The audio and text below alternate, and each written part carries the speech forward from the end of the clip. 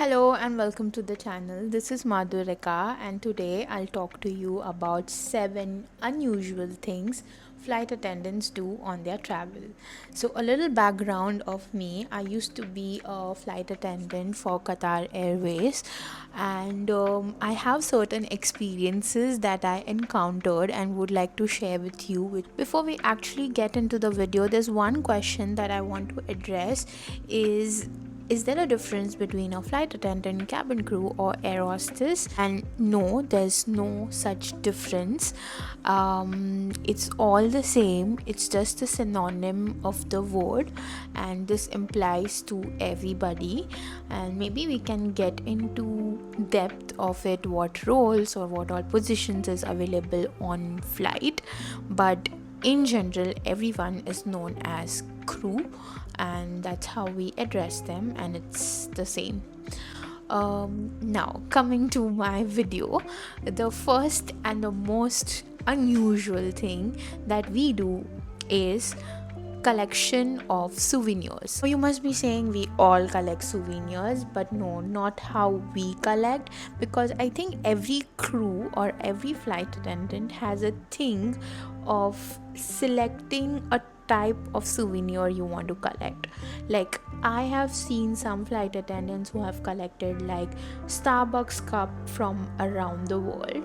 There are some who have collected like unique pieces, like only art pieces and nothing else. And let me get it out here that it's only that they will collect. There's nothing else that they will collect. Like, for example, just the t-shirts of every country, fridge magnets, that's something very common, but it's just a type of souvenirs that they collect and like showcase like how many countries they have visited with those souvenirs, and that's a thing that we do. Next is clicking pictures of room numbers and writing it down on your notepad or your palm or like your purse, places where you can find to write it down.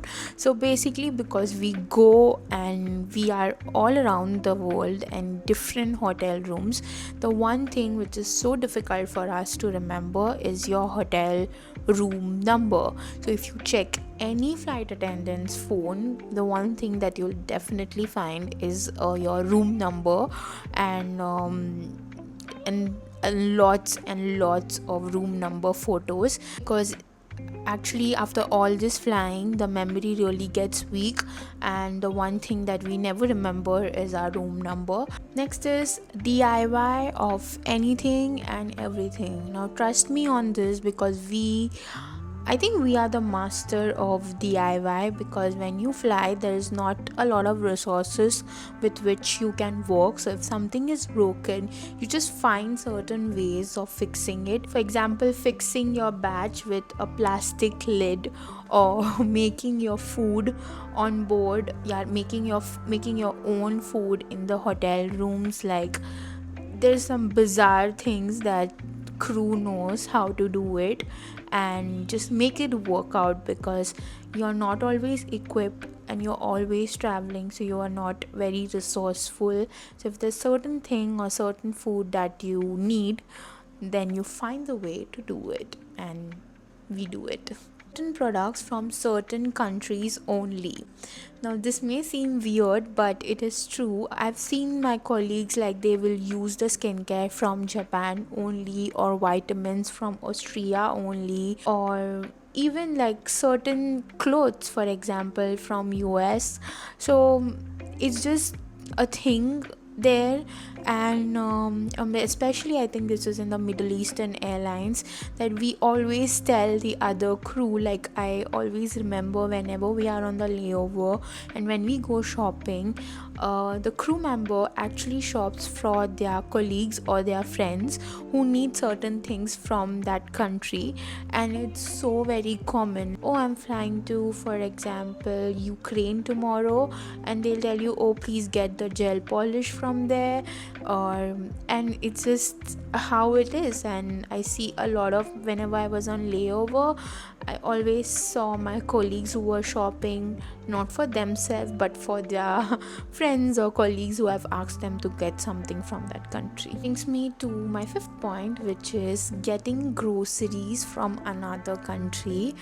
And yeah, we do that. And I remember my my flatmate who always used to get her milk and eggs from US. Yes, till this extent, like we get our groceries from another country. We never shop from our base country where we are staying. That's a great time to just, you can also explore supermarkets of another country, get good produce, like for example berries from London and croissant from France, and you have it all. You bring it to Doha and you enjoy it. Not spend our holidays or our rest time going and buying things, because we already did that on our layover.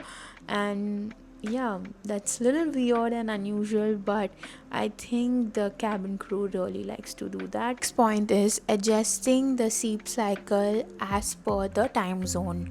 Now, we adjust our sleep cycle as per the time zone of our base country and not where we are going. So for example, if I am going to Australia, I'll still have my watch time, and we always have our watch time as per our base country time, which is of Doha. So I'll sleep and I'll do everything according to the time of Doha and not according to the time I am doing my layover on, or not according to the time I am in that country, because that's how I think we manage the time zone and stay sane. Of course, it's difficult to do that, but that's the best way, I guess, if you're like regularly flying. And yeah, adjusting the time zone, it's tough though. It's really tough, because if you see your daylight, you wouldn't feel like sleeping. But that's, if you do that, like, you will really manage your sleep cycle. Lastly, the seventh point is doing local things than touristic things. All flight attendants stay in the hotel even after years and years of flying. I know a lot of crew who goes out and does things, but not the touristy things. We like to indulge in the local experiences more, like going to the local coffee shop or buying something in a local store, or just visiting a park which is more local than touristy.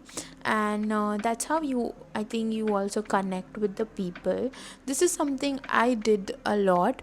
Like, of course, I visited all the touristic places, but with that, I guess we are quite satisfied if you do not do those touristic places as well. And something I would like to recommend, like every one of you, to ask the locals what needs to be done, which I always used to do. I remember once on my Melbourne flight, one of the gentlemen recommended me doing like jogging in a park and then just going to a cafe and sitting over there. And I think that was the best activity I did in Melbourne. And those are certain experiences that I guess only local can tell you to have and experience it, and which you should definitely do it. And yes, that is it. These were some unusual things. Let me know if it was common, uncommon, and if you'd like to watch or know more about the life of flight attendant or anything about this world of aviation. Thank you for watching. Merci beaucoup.